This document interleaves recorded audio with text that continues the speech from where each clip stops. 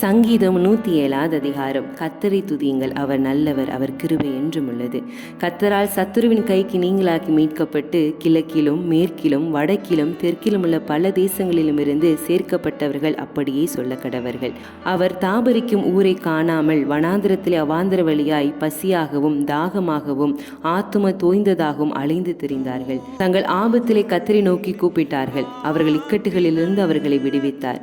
தாபரிக்கும் ஊருக்கு போய் சேர அவர்களை செவையான வழியிலே நடத்தினார். தவண உள்ள ஆத்துமாவை கர்த்தர் திருப்தியாக்கி பசியுள்ள ஆத்துமாவை நன்மையிலான் நிரப்புகிறார் என்று அவருடைய கிரியைகள் நிமித்தமும் மனுபுத்திரருக்கு அவர் செய்கிற அதிசயங்கள் நிமித்தமும் அவரை துதிப்பார்களாக. தேவனுடைய வார்த்தைக்கு விரோதமாய் கலகம் பண்ணி உன்னதமானுடைய ஆலோசனை அசட்டை பண்ணினார்கள்.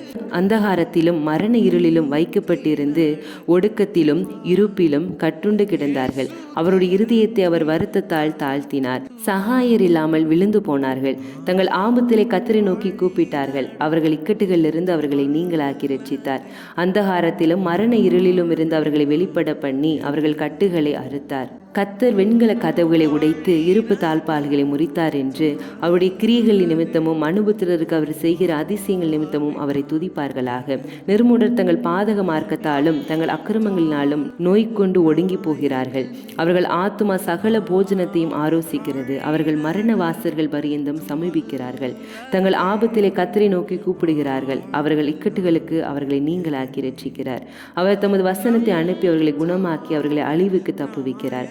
அவர்கள் கர்த்தரை அவருடைய கிருபைகள் நிமித்தமும் மனுபுத்திரருக்கு அவர் செய்கிற அதிசயங்கள் நிமித்தமும் துதித்து ஸ்தோத்திர பலிகளை செலுத்தி அவருடைய கிரியைகளை ஆனந்த சத்தத்தோடு விவரிப்பார்களாக.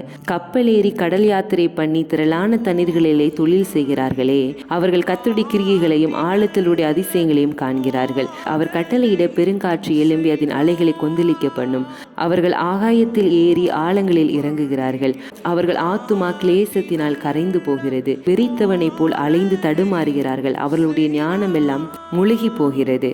அப்பொழுது தங்கள் ஆபத்திலே அவர்கள் கர்த்தரை நோக்கி கூப்பிடுகிறார்கள். அவர்கள் இக்கட்டுகளுக்கு அவர்களை நீங்களாக்கி விடுவிக்கிறார். கொந்தளிப்பை அமர்த்துகிறார். அதன் அலைகள் அடங்குகின்றது. அமைதல் உண்டான நிமித்தம் அவர்கள் சந்தோஷப்படுகிறார்கள். தாங்கள் நாட்டின துறைமுகத்தில் அவர்களை கொண்டு வந்து சேர்க்கிறார். அவர்கள் கர்த்தரை அவருடைய கிரியைகள் நிமித்தமும் மனுபுத்திரருக்கு அவர் செய்கிற அதிசயங்கள் நிமித்தமும் துதித்து ஜனங்களின் சபையில் அவரை உயர்த்தி மூப்பர்களின் சங்கத்திலே அவர்களை போற்றுவார்களாக. அவர் ஆறுகளை அவாந்தர வழியாகவும் நீருற்றுகளை வறண்ட ஸ்தலமாக குடிகளுடைய பொல்லாப்பு நிமித்தம் செழிப்பான தேசத்தை ஊர் நிலமாகவும் மாற்றுகிறார். பசித்தவர்களை அங்கே குடியேற்றுகிறார். அங்கே அவர்கள் குடியிருக்கும் நகரத்தை கட்டி வயல்களை உண்டாக்கி விதைத்து திராட்சை தோட்டங்களை நாட்டுகிறார்கள். அவைகள் வரத்துள்ள பலனை தரும். அவர்களை ஆசிர்வதிக்கிறார். மிகுதியும் பெருகுகிறார்கள். அவர்களுடைய மிருக ஜீவன்கள் குறையாதிருக்க பண்ணுகிறார். பின்பு அவர்கள் இடுக்கத்தினாலும் ஆபத்தினாலும் துயரத்தினாலும் குறைவுபட்டு தாழ்வடைகிறார்கள். அவர்கள் பிரபுக்களின் மேல் இகழ்ச்சி வர பண்ணி வழியில்லாத அவாந்திர வெளியில் அவர்களை திரிய செய்து எளியவனையோ சிறுமை நின்று எடுத்து உயர்ந்த அடைக்கலத்திலே வைத்து அவன் வம்சங்களை மந்தையை போல் ஆக்குகிறார். உத்தமர்கள் அதை கண்டு மகிழ்வார்கள். நியாயக்கேடெல்லாம் தன் வாயை மூடும்.